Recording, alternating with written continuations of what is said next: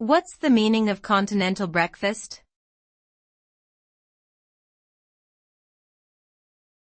Continental breakfast.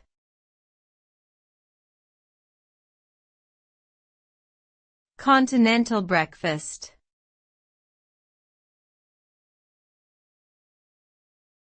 Continental breakfast.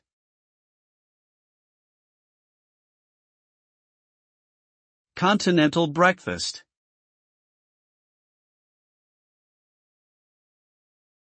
A continental breakfast is a light morning meal commonly served in European countries and hotels worldwide.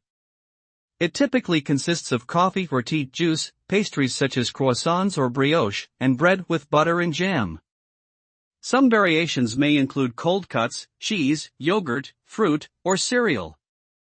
Unlike an American breakfast that includes more substantial dishes like eggs and bacon, a continental breakfast is designed to be a quick and convenient start to the day.